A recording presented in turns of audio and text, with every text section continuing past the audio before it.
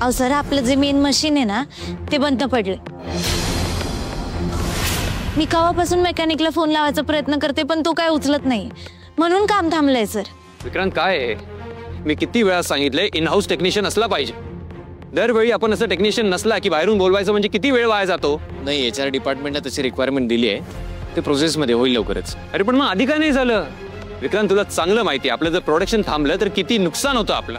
ते कामाच्या गडबडीत राहून गेलं। उद्याच्या उद्या मला आपला इन हाऊस टेक्निशियन अवेलेबल असला पाहिजे। शुअर। तू दाखव कुठलं मशीन बंद पडलंय ते।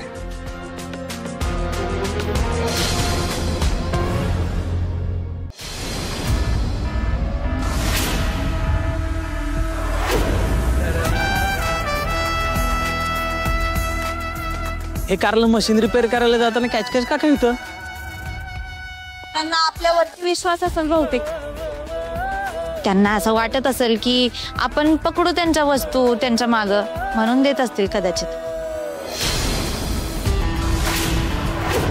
त्यांना मशीन नेट करायला येईल ना?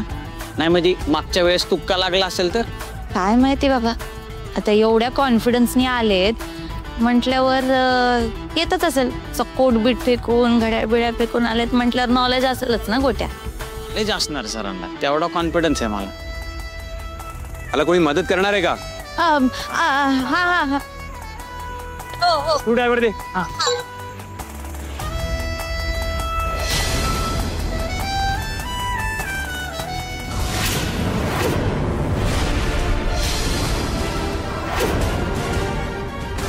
लागलं का?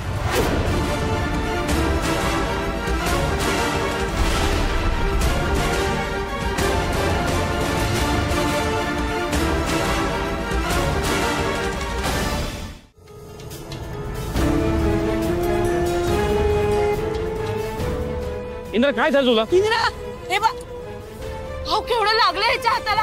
हे इंद्रा, अहो पण जा, तुम्ही सगळे बघत काय उभे आहात? जा कोणीतरी पाणी घेऊन या। हे इंद्रा, अहो बघा ना केवढं लागलंय त्याला, हातातनं रक्त येतंय। मला सांगा काय झालं, एवढं कसं लागलं त्याला? काय नाही, ते थोडं लागले। हे थोडंच आहे, थोडंच आहे।